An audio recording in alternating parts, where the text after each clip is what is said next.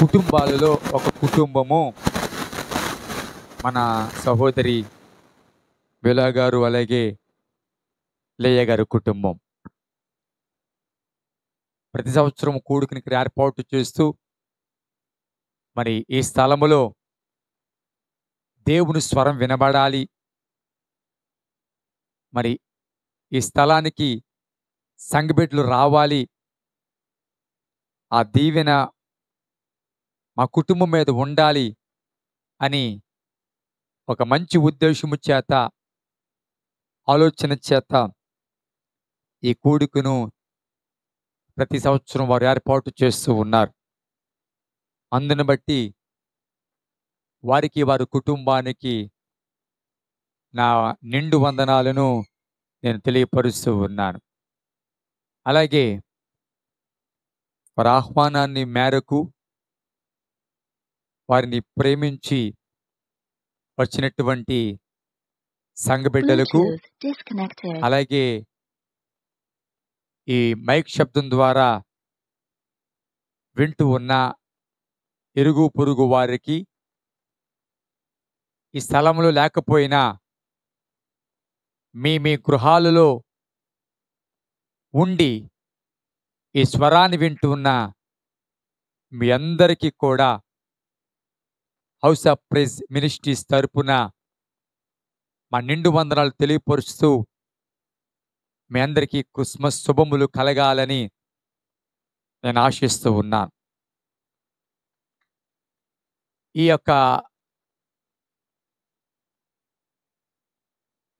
కూడికిని ఏర్పాటు చేసినటువంటి సహోదరి సాక్ష్యము చెప్పారు, విన్నారు. నిజమే, 2024 గడిచిన 11 నెలలు ఎలాగూ గడిచిందో, ఈ 2024 ఏ రకమైన సవాళ్ళు ఎదుర్కొన్నారో, ఏ రకమైన దుఃఖ పరిస్థితులు గుండా వారు వెళ్ళారు. అలాగే ఈ 2024లో దేవుడు చేసిన మేళ్ళు, దేవుడు చేసిన ఉపకారములు కూడా వారి జీవితంలో ఉన్నాయి. ఒక్క సమస్యలు మాత్రమే జీవితంలో ఉన్నాయని అనుకోవద్దు ఎప్పుడు కూడా. సమస్యలతో పాటు దేవుని కృప కూడా మనతో పాటు ఉంది అని జ్ఞాపకం చేసుకోవాలి. ఒక విధంగా చెప్పాలి అంటే, సమస్యలలోనే దేవుని కృప మన ఎడల అధికమవుతుంది అనే సంగతిని మనం జ్ఞాపకం చేసుకోవాలి. సమస్యలు రాక మనవు, సమస్యలు లేని జీవితమే ఉండదు. పేదవాడు అనుకున్నాడు, డబ్బున్నవాడు వాడికేం సమస్య ఉంటుందిలే, చేతి నిండా డబ్బు ఉంది, ఏది కావాలంటే అది చేయగలడు, వాడికే సమస్య అని పేదవాడు ధనికుని చూసి అనుకుంటాడు. ధనికుడు ఏమనుకుంటాడు తెలుసా? ఆ లైఫే హ్యాపీ, చక్కగా ఏ బాధాబందీ లేకుండా ఏ పూటకి ఆ పూట తెచ్చుకుని చక్కగా తింటూ గడిపేస్తున్నాడని ఈ ధనవంతుడు కొన్నిసార్లు పేదవాడిని చూసి అనుకుంటాడు. పేదవాడికి ఉండే సమస్యలు వారికి ఉంటాయి. అలాగని ధనవంతుడికి సమస్యలు లేవనుకోకూడదు. అలాగే అధికారులకి సమస్యలు లేవనుకోకూడదు. ముఖ్యంగా చెప్పాలి అంటే, దేశాన్ని పరిపాలిస్తున్న నాయకులతో సహా ప్రతి ఒక్కరికి ఏదో ఒక సమస్య,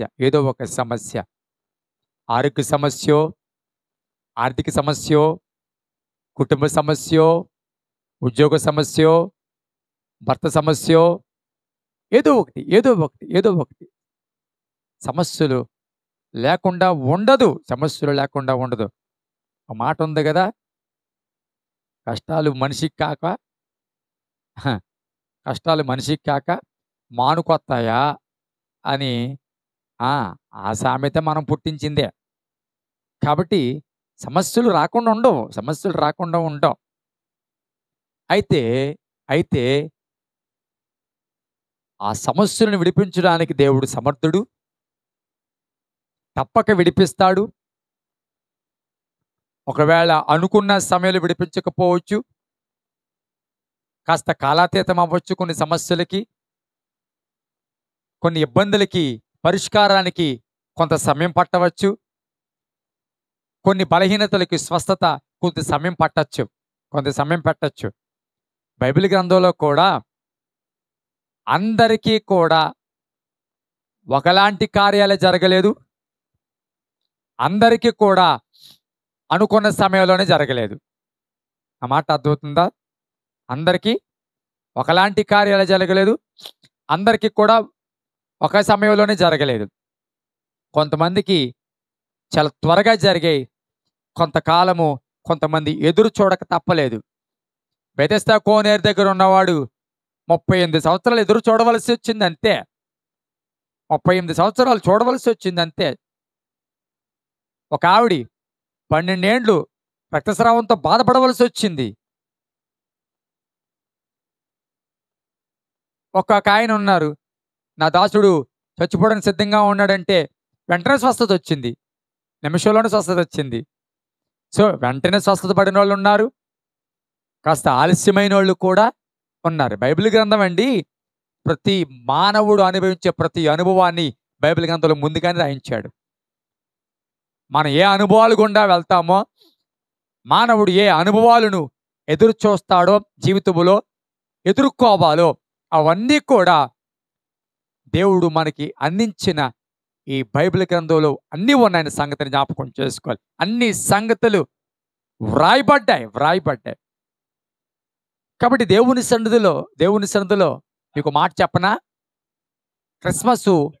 క్రిస్మస్ దుఃఖంతోనే ప్రారంభమైంది. మీకు విషయం తెలుసా? క్రిస్మస్ దుఃఖంతోనే ప్రారంభమైంది. క్రిస్మస్ ఆందోళనతోనే ప్రారంభమైంది.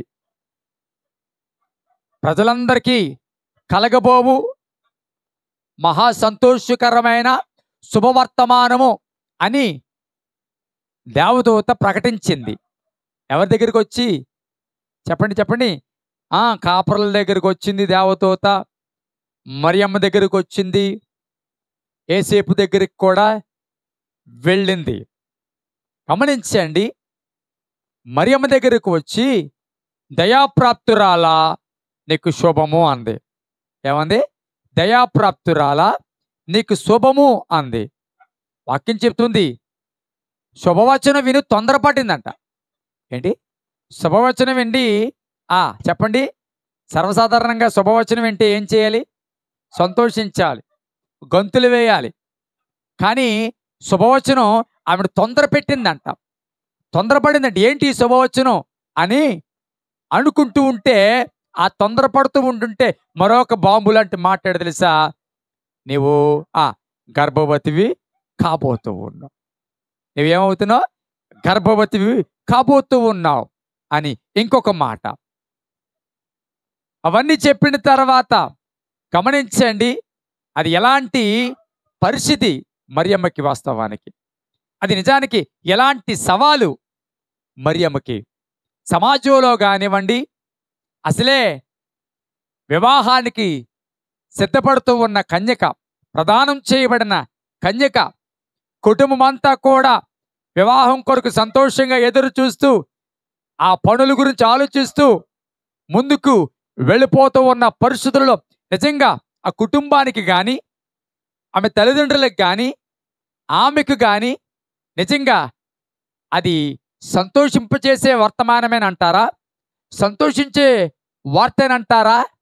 వాస్తవానికి చెప్పాలి అంటే నేనంటాను, ఆ మాట మరియమ్మను మిక్కిలి కృంగతీసే మాట. అది మిక్కిలి కృంగతీసే మాట, మిక్కిలి బాధను కలిగించే మాట అది. కానీ గమనించండి, ఎప్పుడైతే పుట్టుక వెనక ఉన్న ప్రణాళికను గుర్తెరిగిందో, ఆయన రావడం వెనక ఉన్న గొప్ప ఉద్దేశం ఏంటో గుర్తెరిగిందో, అర్థం చేసుకుందో, వెంటనే ఏం చేసింది తెలుసా? తను తాను సమర్పించుకుంది. సమస్యలు ఉన్నాయి రెట్టివే, ఇబ్బందులు ఉన్నాయి నిజమే, కానీ తను సమర్పించుకుంది ఆ పరిస్థితులలో. కారణం ఏంటో తెలుసా? కారణం ఏంటో తెలుసా? దాని ఉద్దేశం ఏంటో గుర్తెరిగింది. దాని ఆలోచన ఏంటో గుర్తెరిగింది. అసలు దేవుడు తన ఏర్పాటు వెనక దేవుడి ప్రణాళిక ఏంటో చెప్పండి గుర్తెరిగింది. ఆ లోక కళ్యాణార్థము ఆమె ఒక పాత్రగా వాడబడుతూ ఉన్నందుకు చెప్పండి ఆమె సంతోషించింది. దేవునికి స్తోత్రము కలుగును కాక. గట్టిగా చేద్దాం హల్లెలూయా. ఒక మాట చెప్తాను, జాగ్రత్తగా వినండి. కొన్నిసార్లు దేవుని పాత్రగా వాడబడడానికి నేనంటాను కొన్నిసార్లు మనం కరిగిపోవలసిన పరిస్థితి ఉంటుంది. కొన్నిసార్లు నేను జాగ్రత్తగా వినాలి. కొన్నిసార్లు దేవుడు నామము మహిమపరచబడడానికి కొన్నిసార్లు నేనంటాను అవమానాలు, కొన్నిసార్లు నేనంటాను నిందలు, కొన్నిసార్లు ప్రతికూల పరిస్థితులు కూడా మనం వెళ్ళవలసి వస్తుంది.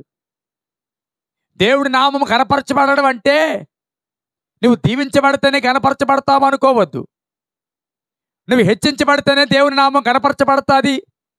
నీకు ఉద్యోగం వస్తే దేవుడి నామం కనపరచబడుతుంది.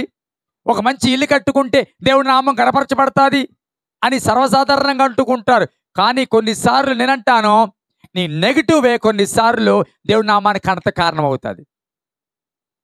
నీ ఆలస్యమే కొన్నిసార్లు దేవుడి నామానికి ఘనత కారణం అవుతుంది. కొన్నిసార్లు నీ విషయంలో దేవుడు మౌనమే నేను అంటాను దేవుడి నామానికి ఘనతకి కారణం అవుతుంది. అర్థమైందా? కొన్నిసార్లు చెప్పండి మౌనమే, కొన్నిసార్లు ఆలస్యమే దేవుడి నామానికి ఘనత అవుతుంది. కొన్నిసార్లు వెంటనే అయిపోతే దేవుడి నామానికి మహిమ, ఆలస్యం అవుతే దేవుడి నామానికి మహిమ కాదు అనుకోవడానికి వీలేదు. ఎందుకంటే అలా చేసినా ఎలా చేసినా చేసేవాడు ఆయన కాబట్టి ఆయనకి తెలుసు నీ ద్వారా ఎలా నామానికి మహిమ తెచ్చుకోవాలో, ఆయనకి తెలుసు నేను ఎలాగూ నిలబెట్టాలో, ఆయనకి తెలుసు నీ పరిస్థితి, ఆయనకి తెలుసు నీ వేదన, ఆయనకి తెలుసు నీ సమస్య, ఆయనకి తెలుసు నీ యొక్క వ్యాధి, ఆయనకి తెలుసు ప్రతిదీ. అమ్మా కూర్చోవాలి సరిగా, అటు ఇటు తిరగకూడదు. దృష్టి పెట్టండి, ఇటువైపు వాక్యం మీద దృష్టి పెట్టండి. దేవునికి తెలుసు నీ పరిస్థితి, నీ స్థితిగతి అన్ని దేవుడికి తెలుసు. ఆలస్యం అవుతుంది ఏ విషయంలో అయినా, ఒక స్వస్థత విషయంలో అయినా, ఒక ఉద్యోగ విషయంలో అయినా, ఒక వివాహం విషయంలో అయినా. ఈ వాక్యం విన్న ప్రియ బిడ్డలారా, నువ్వు ఏ విషయాన్ని బట్టి సమస్య అనుభవిస్తున్నావో తెలియదు కానీ, ఏది కొన్నాళ్ళుగా నేను బాధిస్తుందో తెలియదు కానీ, ఏది కొన్నాళ్ళుగా నిన్ను కృంగతీస్తుందో తెలియదు కానీ, ఏ విషయంలో నీ పిల్లలు బట్టి ఒకవేళ కృంగిపోతున్నావేమో, వారికి సరైన భవిష్యత్తు లేదని, సరైన రీతిలో వివాహ వయసు వచ్చినా ఇంకా వివాహం అవ్వట్లేదని, లేకపోతే చేసే ప్రతి ప్రయత్నము నిష్ఫలమైపోతూ ఉందని, ఒకవేళ నీ జీవితంలో వేదన దుఃఖముతో బాధపడుతూ ఉంటే నువ్వు ఒక మాట చెప్తాను, నువ్వు ఏ నమ్మకంలో ఉన్నావో నాకు తెలియదు కానీ, ఏ నమ్మకంలో ఉన్నా ఈ రాత్రి ఆ దేవుడు మాట్లాడుతున్న మాట్లాడు తెలుసా, ఆ దేవుడు మాట్లాడుతున్న మాట్లాడు తెలుసా, తప్పక అన్నీ ఎరిగిన నేను నాకు కనుక నువ్వు అవకాశం ఇస్తే, నాకు కనుక నువ్వు లోబడితే, నాకు కనుక నువ్వు విధేయత చూపిస్తే తప్పక కార్యమును చేయబోతూ ఉన్నాను, తప్పక అద్భుతాన్ని చేయబోతూ ఉన్నాను. గమనించండి, మరియమ్మ గర్భవతి అని వివాహము చేసుకోబోయే యేసేపు విన్నాడు. విన్న తర్వాత మత్తయి సువార్త 1వ అధ్యాయము, మత్తయి సువార్త 1వ అధ్యాయము 19వ వచనం, ఆమె భర్త అయిన యేసేపు నీతిమంతుడై ఉండి ఆమెను అవమానపరచునొల్లక రహస్యముగా ఆమెను విడనాడ ఉద్దేశించెను. ఆమె గర్భవతి అని తెలిసిన యేసేపు ఏం చేయాలనుకుంటున్నాడు తెలుసా? ఆమెను అవమానపరచునొల్లక, రహస్యముగా ఆమెను విడనాడ ఉద్దేశించును. వెంటనే ఈ వాంట్స్ టు బ్రేకప్, దాన్ని బ్రేక్ చేసుకోవాలని ఆలోచిస్తూ ఉన్నాడు. ఇక ఆమెతో తెగతెంపులు చేసుకోవాలని ఆలోచన చేస్తూ ఉన్నాడు. అతడు ఈ సంగతుల గురించి ఆలోచించుకొనుచుండగా,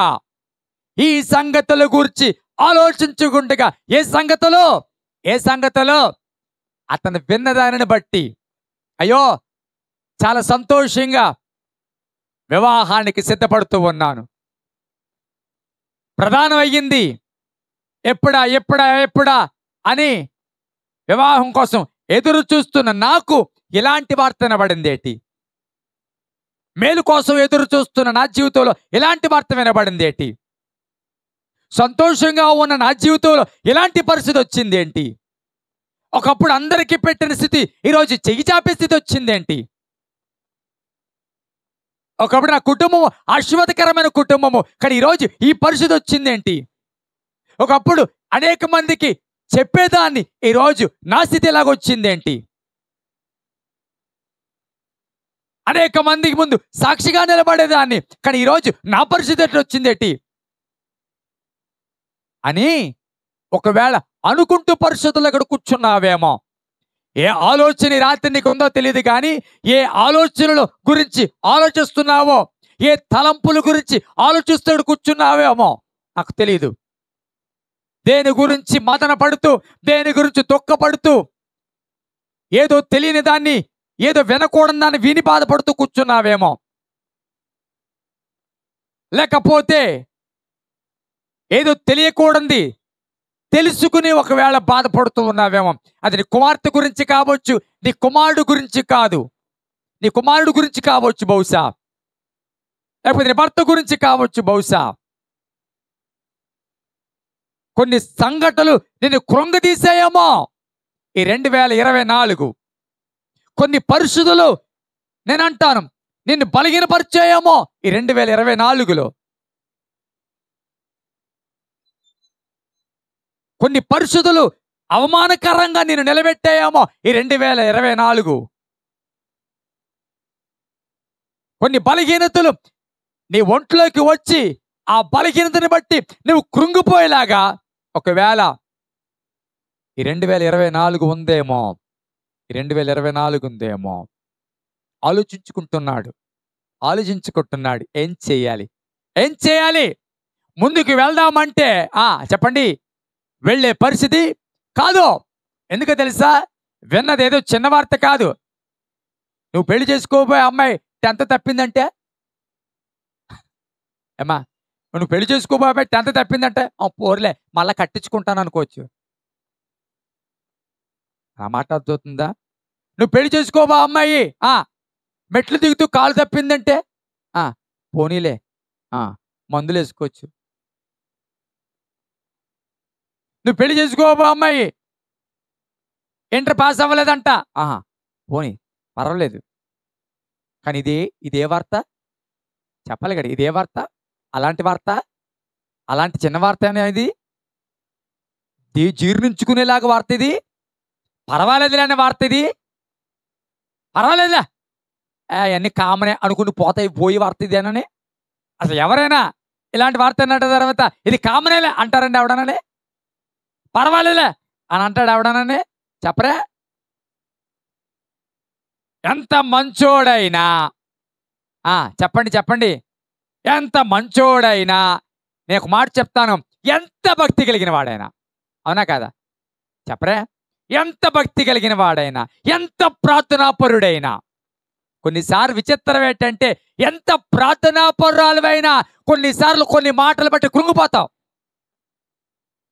ఎంత భక్తి చేసిన కుటుంబం అయినా కొన్ని పరిస్థితులు నీ కుటుంబం బలహీనమైపోతుంది. ఎంత పరిచర్య చేసిన కుటుంబం అయినా, దేవుని సన్నిధిలో ఎంత బలంగా వాడబడిన కుటుంబం అయినా, దేవుని కొరకు ఎంత పౌరుషంగా నిలబడిన కుటుంబం అయినా, నేనంటాను కొన్ని పరిస్థితులు ఎంత బలవంతుడివే, ఎంత భక్తిపరుడివే, కానీ అవి నేను కృంగ తీసేస్తాయి. నిలబెట్టలేవు. నిలబడదాం అనుకుంటావు కానీ నిలబడలేవు. అధిగమించాలనుకుంటావు కానీ నిన్ను బలహీనపరుస్తూ ఉంటాయి. ప్రార్థన చేయాలి, ప్రార్థన చేయాలి, అధిగమించాలి అనుకుంటూనే ఉంటావు కానీ విచిత్రం ఏమిటంటే ప్రార్థన చేయలేవు. కొన్నిసార్లు ప్రార్థన చేసే కొలది సమస్య మరింత జటిలం అవుతూ ఉంటుంది. కొన్నిసార్లు ప్రార్థించే కొలది నేనంటాను పరిశుద్ధులు ఇంకా కొన్నిసార్లు నేనంటాను పరిష్కారం కోసం ప్రయత్నం చేస్తే పరిష్కారం కాదు కదా, మరలా ఇవే కొత్త సమస్యలుగా అవుతుంటాయి. కొన్నిసార్లు పరిష్కారం కోసం చేసే ప్రయత్నం ఏమో ఒక సమస్యగా మారుతుంది. కొన్నిసార్లు పోలే వీళ్ళ ద్వారా పరిష్కారం అవుతుందని ఎవరైనా మనుషులు నమ్మి ఎవరైనా కుటుంబాన్ని నమ్మి ముందుకెళ్తే చివరికి పరిష్కారం చేస్తారన్న వాళ్ళే నేనంటాను మూలమయ్యి వారు మేకయ్యి వారి ఇబ్బందికి కారణమవుతారు. జాగ్రత్తగా వినండి ప్రియ సహోదరులారా, దేవుని సన్నిధిలో యేసేపు ఆలోచించుకుంటూ ఉన్నాడు. ఏం చేయాలి? ముందుకు వెళదామంటే విన్నదేమి చిన్నది కాదు.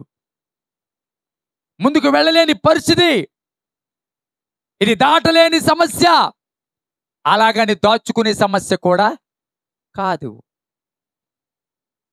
ఏంటి ఎందుకు వద్దంటున్నావరా ప్రధానమైన కూడా అమ్మాయిని అంటే తల్లిదండ్రులకు చెప్పాలా లేదా? స్నేహితులకి చెప్పాలా లేదా? సడన్గా వద్దన్నాడంటే ఎందుకు వద్దన్నాడు ముందు కారణం చెప్పాలి కదా. నాకు వద్దు నాకు వద్దు నాకు వద్దు అంటే సరిపోయిందా? అసలు కారణం చెప్పాలి. ఊరుకుంటారండి ఆడపిల్లలు? ఏమైనా ఊరుకుంటారండి? సడన్గా పెళ్లి చూసుకుంటానన్న కుర్రాడు ఒకసారి వద్దు వద్దు వద్దు అన్నాడు అనుకో, ఆడపిల్లలు ఊరుకుంటారా? ఎంతవరకు వచ్చిన తర్వాత ఎందుకు వద్దు అంటున్నావు? ఏ మొక్క ముందే ఏళ్ళాపావా? స్తోత్రం చెప్పండి గట్టిగా. హల్లెలూయా. వద్దు అని చెప్పితే కారణం చెప్పాలి. ఎందుకంటే ఇది చిన్న సమస్య ఏమీ కాదు. పోనీ అలాగని కారణం చెబుదామంటే అది చెప్పే కారణం కాదు. గొప్పగా చెప్పి ఇది కారణం అన్నది ఏమీ లేదు. నేను ఒక మాట చెప్పనా, కొన్నిసార్లు నీ సమస్యకు కారణం చెప్పితే అర్థం చేసుకునే వాళ్ళకంటే ఆ చెప్పిన కారణాన్ని బట్టి నేను చులకనగా చేసేవాళ్ళు ఎక్కువ ఉంటారు.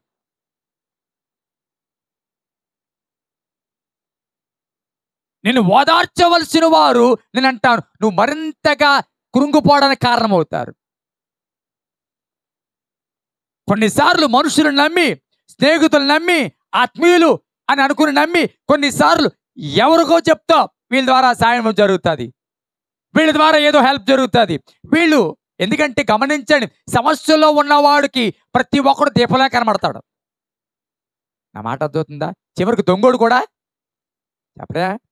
ఒకసారి మెరిసి వాళ్ళు బండి మీద వస్తుంటే వాళ్ళ అక్కాళ్ళు బండి మీద వస్తుంటే ఏపీఎస్బి దగ్గర పట్టపగలే ఏపీఎస్బి దగ్గర సడన్గా వెనకాతల నుంచి వచ్చేసేసి ఆ అమ్మాయి చేతిలో ఉన్న సెల్ ఫోన్ పట్టుకుని పారిపోతున్నాడు. బండి పారిపోతుంటే ఈవిడ కేకలేసి బండి వేసి ఆఫ్ చేసి కేకలేసి అంటుంటే ఎవరు పట్టుకుంటారు? ఎంతలో ఒక కథను వచ్చి ఏంటంటే అయ్యో బాబు సెల్ పట్టుకుపోతున్నాడు బాబు, సెల్ పట్టుకుపోతున్నాడా, ఇవ్వండి తాళం ఇవ్వండి, పట్టుకుంటే నాకు పక్కనే వెళ్తే దొరుకుతాడు, మీరు ఎలా వెళ్ళకపోతే నాకు దొరకడండి, తాళం ఇవ్వండి బండి తాళం అంటే మెరిసి నేను ఎలాగా రేసింగు చేయలేను, నేను ఎలాగా అంత స్పీడు నడపలేను, కాబట్టి ఇతనెవడో దేవుళ్ళలాగా వచ్చాడు పట్టుకుంటాడంట, సెల్ ఫోన్ దొరుకుతుంది అని చెప్పి తాళం అతని చేతుల్లో పెట్టబోతూ ఉంటే వాళ్ళక్క మీరెవరో తెలియకుండా బండి తాళం ఎలాగిచ్చేస్తాం? నిజానికి ఆ సమయంలో పట్టుకుంటాను అన్నవాడు ఏం చేస్తాం? మన తాళం చెప్పరాలు చూస్తారేటి అతని చేతులు పెట్టేస్తామా లేదా? అందుకే అంటున్నాను, సమస్యల్లో నేను అంటాను దొంగోడి కాదే మంచోడి ఎవడని దీపంలా కనబడతాడు. ఎవడు ఏం చెప్పినా చేస్తాం. ఒక గంట బుర్ర కిందకి కాళ్ళు పైకెట్టుకో, దీనికి ఇదే మందు అన్నాడు అనుకో, బాబు నిజమేమో అని చెప్పి బుర్ర కిందకి కాళ్ళు పైకెట్టి గంట కోసం ఉంటాం.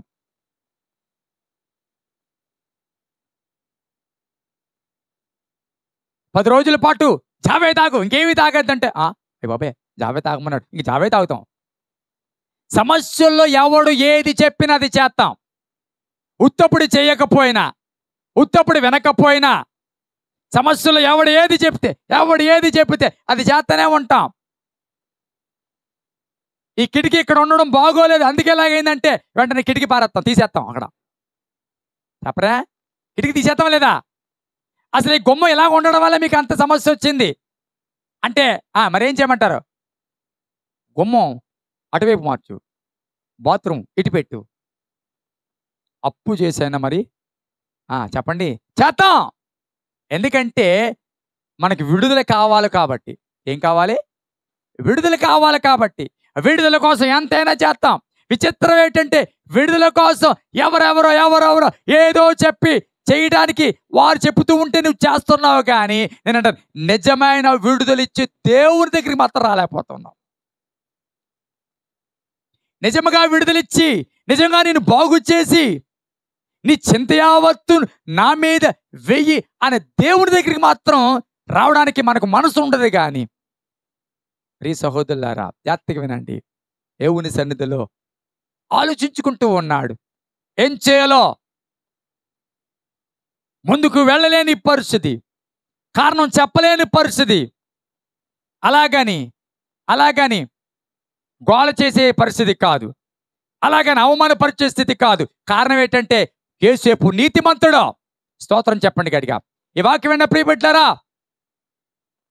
ఈ భూలోకమందు ఈ యోసేపు మరియమ్మ విషయము తెలిసిన వెంటనే నీతిమంతుడుగా ఎలాగైతే కనబడుతూ చేర్చుకున్నాడో, ఈ వర్తమానం వింటున్న ప్రియ సహోదరుడా, పరలోకపు యోసేపు నువ్వు ఎలాంటి విధానమైనా చేర్చుకోవడానికి ఇష్టపడుతూ ఉన్నాడు. పరలోకపు యోసేపుకు నేను అవమానపరచాలనే ఉద్దేశం లేదు. పరలోకపు యోసేపుకు నీ సమస్యలు నేను విడిచిపెట్టాలని ఆలోచన లేదు. నేనంటాను, ఈ వ్యక్తి ఎంత నీతిమంతుడైతే నా దేవుడు పరలోకమందు ఉన్నవాడు మహానీతిమంతుడు. హల్లెలూయా, హల్లెలూయా. నేనంటాను, ఈ వ్యక్తికే ప్రధానము అవ్విందంతే, ఇంకా వివాహం కాలేదు. అలాంటి ఆ వ్యక్తికే అంత ఆలోచన ఉన్నప్పుడు నేనంటాను, నీ కొరకు ప్రాణమే పెట్టిన దేవునికి నేనంటాను అవసరం కాదా? నీ కొరకు తన ప్రాణమే పెట్టిన దేవునికి నీకు అక్కర్లేదా?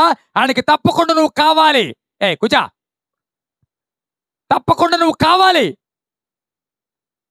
తప్పకుండా నీ గురించి ఆయన చూస్తూ ఉన్నాడు. తప్పకుండా నీవు ఆయన వైపు తిరుగుతావేమోని,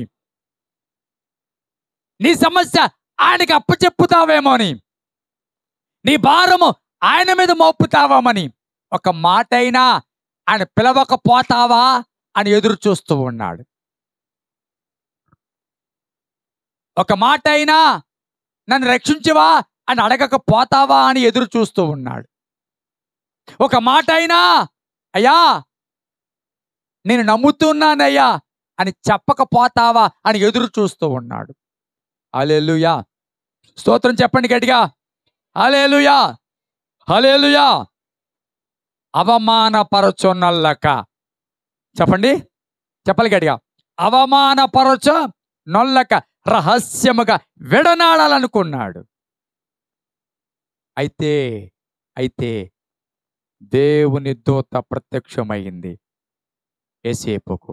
యోసేపు, నువ్వు ఏదైతే విన్నావో ఆ మాట నిజమే గాని నువ్వు అనుకున్నట్టు కాదు.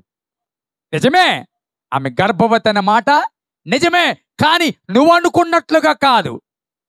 తప్పు చేసో చెడు తిరుగో జరిగిన కార్యమో కానే కాదు. కన్యక అయిన మరియ నీతిమంతురాలు, ఆమెలో ఏ దోషము లేనే లేదు. ఆమెలో లోపం ఉందని అనుకుంటూ ఉన్నావు, ఆలోచిస్తూ ఉన్నాం ఎలాగ విడిచిపెట్టాలని, ఎలాగూ చేర్చుకోవాలని ఆలోచిస్తూ ఉన్నాం. రకరకాల ఆటంకాలు నీకున్నాయి, రకరకాల అవరోధాలు నీకున్నాయి. నీ కుటుంబం ఒక ఆటంకంగా ఉంది, నీ చుట్టూతో ఉన్న సమాజం నీకు ఒక ఆటంకంగా ఉంది, నీ స్నేహితులు నీకు ఆటంకంగా ఉన్నారు, నీ రక్త సంబంధికులు ఆటంకంగా ఉన్నారు. ఎవరిని చేర్చుకోవడానికి మరియమ్మని చేర్చుకోవడానికి ఆనాడు యోసేపుకు ఎన్ని ఆటంకాలు ఉన్నాయో ఈ రోజు నేను ప్రకటిస్తున్న దేవుని చేర్చుకోవడానికి కూడా ఈరోజు మనుషులకి చాలా ఆటంకాలు ఉన్నాయి. ఆటంకాల మధ్య ఉన్నారు. చేర్చుకోవడానికి ముందుకు రాలేకపోతూ ఉన్నారు. సమాజానికి భయపడి కొంతమంది, బంధువులకు భయపడి కొంతమందికి నేనంటాను అవగాహన లేక, కొంతమందికి అర్థం కాక, కొంతమందికి తెలియక, కొంతమంది సత్యము ఎర్రగాక, అలాగని వారికేమి దేవుడంటే ఇష్టం లేకపోవడం ఏముండదు, ఇష్టమే. ఈ శబ్దం వింటున్న ప్రతి ఒక్కరికి ఆయన అంటే ఇష్టమే. కానీ కొన్ని భయాలు ఉన్నాయి, కానీ కొన్ని ఆటంకాలు ఉన్నాయి. వారికి రావడానికి కొన్ని అవరోధాలు కనబడుతూ ఉన్నాయి. కొన్ని వ్యసనాలు కొంతమందికి కారణం. గుడికి రమ్మంటే రారు, వ్యసనాలను బట్టి రాలేరు వాళ్ళు. ఇష్టమే, కానీ ఈ వ్యసనం ఉంది, ఎలాగా అనుకుంటే అలాగే. ఇంకా నీ అంతటి నీవు విడిచిపెట్టలేవు, నీ అంతటి నువ్వు వదులుకోలేవు, నీ అంతటి నువ్వు మారలేవు. దేవుడికి అవకాశం ఇస్తే, దేవుడికి మనసిస్తే నేనంటాను తప్పక నీకు విడుదల ఇవ్వగలిగిన వాడు, తప్పక నిన్ను బాగు చేయగలిగిన వాడు, తప్పక నీ కుటుంబంలో నేనంటాను నిన్ను ఒక దీపంగా నిలబెడతాడు ఆయన. హల్లెలూయా, హల్లెలూయా. ఏం చేయాలి? మొదట చెప్పండి. నమ్మాలి. ఏం చేయాలి? నమ్మాలి. ఆయనకి అవకాశం ఇవ్వాలి. నేనంటాను గమనించాడు. మరియమ్మ గురించి దేవదూత యోసేపుకు మాట్లాడినప్పుడు నమ్మాడా లేదా? చెప్పరే, నమ్మాడా లేదా? దేవదూత చెప్పిన మాటకి నమ్మాడు. దేవదూత చెప్పింది, ఆమె గర్భవతి అయింది పరిశుద్ధాత్మ వలన తప్ప ఇంకే కారణము కానే కాదు. నమ్మాడు. నేనంటాను క్రిస్మస్ అంటే నమ్మడం అండి. క్రిస్మస్ అంటే చెప్పండి, నమ్మడమే. నమ్మిక లేని చోట క్రిస్మస్ లేదు. ఆ మాట అర్థమవుతుందా? నమ్మకం లేని చోట క్రిస్మస్ లేదు, కిస్మిస్ లేదు. నమ్మకం లేని చోట అండి భార్య భర్తల మధ్య నమ్మకం లేకపోతే సంతోషం ఉంటుందా? చెప్పరే. భార్య భర్తల మధ్య నమ్మకం లేకపోతే ఆ కాపురం సరిగ్గా నడుతుందా? భార్య భర్తల మధ్య నమ్మకం లేకపోతే నేనంట ఆ కుటుంబం అన్యోన్యంగా ఉంటుందా? నమ్మకం అంటే సంతోషం ఉంటుంది, నమ్మకం అంటే ఆనందం ఉంటుంది. భార్య ఎక్కడ పని చేసిన, భర్త ఎక్కడ పని చేసిన, సాయంకాలం వచ్చేటప్పటికి వారు సంతోషంగా ముందుకు వెళుతూ ఉన్నారంటే నేనంటాను ఒకరి పట్ల ఒకరికున్న అవగాహన. అది ఆ అవగాహన లేదనుకోండి, నేనంటాను ఇద్దరు సాయంత్రం వచ్చిన తర్వాత ఒకళ్ళనొకళ్ళు కొట్టుకోవడం తప్ప ఇంకేమీ ఉండదు. హల్లెలూయా, స్తోత్రం చెప్దాం గట్టిగా. హల్లెలూయా. యోసేపుకు చెప్పండి మరియమ్మ గురించి చెప్పిన మాట నమ్మాడు. ఎస్, దేవదూత చెప్పింది, ఎస్ ఇది నిజమే, నేను నమ్ముతూ ఉన్నాను. దేవదూత ప్రత్యక్షమై నాతో చెప్పిన మాటకు నేను నమ్ముతూ ఉన్నాను. ఈ నమ్మడంలో నా కుటుంబాన్ని ప్రక్కన పెడతాను. ఈ నమ్మడంలో నా స్నేహితులు ఏమన్నా ప్రక్కన పెడతాను. ఈ నమ్మడంలో ఏ అవమానాలు వచ్చినా నేను ఎదుర్కొంటాను. ఈ నమ్మడంలో ఏ ఇబ్బందులు వచ్చినా ఎదుర్కొంటాను. ఎవరు ఏమనుకున్నా పర్వాలేదు, నేను మాత్రము దేవుని మాట నమ్ముతాను. స్తోత్రం చెప్పండి. ఎవరేమనుకున్నా చెప్పండి. మన్నాడు యోసేపు మరియమ్మని తీసుకెళ్తుంటే ఎవరు ఏమంటారో, ఎవరు పుసుక్కుని ఏ మాట అంటారో అన్న ఆలోచన లేదు. కారణం తెలుసా? నమ్మిక ఉన్న చోట ధైర్యం ఉంటుంది. ఏముంటుంది? చెప్పలు గట్టిగా. నమ్మిక ఉన్న చోట ఏముంటుంది? ధైర్యం ఉంటుంది. నమ్మకం బలమైనది అయితే నేనంటాను ధైర్యం బలంగా ఉంటుంది. అర్ధాగోత్తరాన్ని నమ్మామనుకో ధైర్యం కూడా అలాగ ఉంటుంది. చెప్పలు గట్టిగా. అర్ధాగోత్తరంగానే ఉంటుంది. నేనంటాను 12 ఏండ్ల రక్తస్రావం కలిగిన స్త్రీ నమ్మింది కాబట్టే నేనంటాను ధైర్యం చేసి ముందుకు వచ్చింది. నమ్మింది కాబట్టే నేను అంటాను, ఆయన వస్త్రపు చెంగును చెప్పండి ముట్టిందే. నేను అంటాను, ఆ రోజు నేను అంటాను నమ్మిక అనగా ఆమె విశ్వాసం ఏం చేసిందో తెలుసా? ధైర్యపరిచింది. ఆ ధైర్యపరుచుకున్నప్పుడు ఒక అడుగు ముందుకు వేసింది.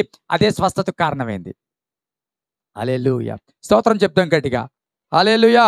ఆ మాటలు ముగిస్తున్నాను ప్రియ సహోదరులారా. దేవుని సన్నిధిలో ఆలోచించుకుంటున్నాడు ఏం చేయాలని. కానీ దేవుని మాటకు, దేవదూత ప్రత్యక్షతకు, దేవదూత చెప్పిన మాటకు, స్వరానికి లోబడ్డాడో, విన్నాడో, విధేయత చూపించాడో, కలిసి ప్రయాణం చేయడానికి చెప్పండి ఇష్టపడ్డాడు, కలిసి ముందుకు వెళ్ళడానికి ఇష్టపడ్డాడు. పర్వాలేదు, ఎన్ని వచ్చినా పర్వాలేదు, నా భార్యను నేను చేర్చుకుంటాను. ఎన్ని వచ్చినా పర్వాలేదు, ఈ దేవుడిని నేను చేర్చుకుంటాను. ఎవరేమనుకున్నా పర్వాలేదు, నా దేవుడిని నేను చేర్చుకుంటాను. ఇందులో దిగిపోయావా అన్నా పర్వాలేదు, ఇందులో కలిసిపోయావా అన్నా పర్వాలేదు, ఏదైనా పర్వాలేదు, నేను ఆయన్ని చేర్చుకుంటాను. స్తోత్రం చెప్తాం గట్టిగా. హల్లెలూయా, హల్లెలూయా, హల్లెలూయా.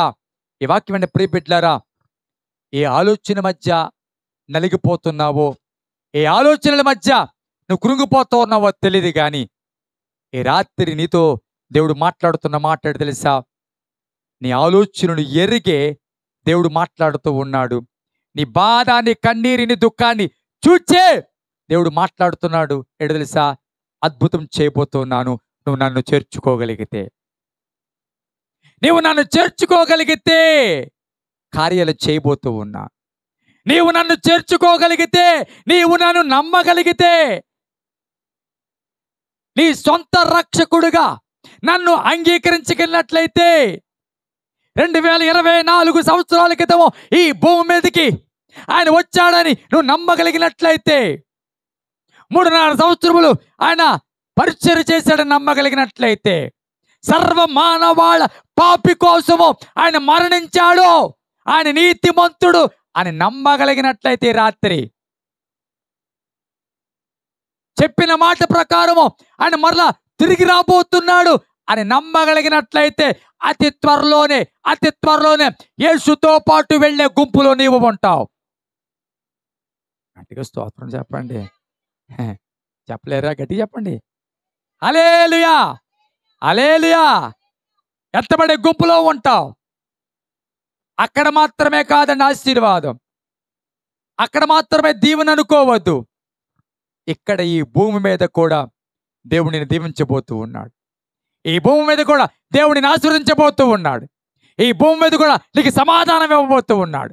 ఈ భూమి మీద కూడా నీ సమస్త భారము నుంచి నీకు విడుదల ఇవ్వబోతూ ఉన్నాడు. అన్నిటికంటే ముఖ్యంగా నేను నీతిమంతుడిగా తీర్చబోతూ ఉన్నాడు. నేను నీతిమంతురాలుగా చేయబోతూ ఉన్నాడు. వస్తావా? ఈ రాత్రి ఇస్తావా దేవునికి మనసు? లోబడతావా దేవునికి? ఇంతకాలం ఏ ఆలోచనలను బట్టి వెనక పడిపోయావో, చేర్చుకుందాంలే అనుకుంటూ ఆగిపోయావేమో, ఎలా చేర్చుకోను అనుకుంటూ ఆగిపోయావేమో. ఎన్నో ఆటంకాలు ఉన్నాయి కదా, ఎన్నో ఇబ్బందుల మధ్య నలిగిపోతూ వచ్చావు కదా. కానీ ఈ రాత్రి నువ్వు ధైర్యం చేయగలిగితే, ఈ రాత్రి నువ్వు ధైర్యం చేయగలిగితే, సహోదరి, సహోదరుడా, ఎక్కడుండి మాట వింటున్నావో నాకు తెలియదు, కానీ ఏ గృహంలో ఉండి, ఏ చోటును ఉండి ఈ మాట వింటున్నావో నాకు తెలియదు, కానీ ఈ రాత్రి కనుక నువ్వు చేర్చుకోగలిగితే, ఈ రాత్రి కనుక నువ్వు అంగీకరించగలిగితే, ఈ రాత్రి కనుక నువ్వు మనసు ఇవ్వగలిగితే, దేవుడు నీ జీవితంలో అద్భుతమును చేయబోతూ ఉన్నాడు. కళ్ళు మూసుకుందాం, ప్రార్థన చేద్దాం.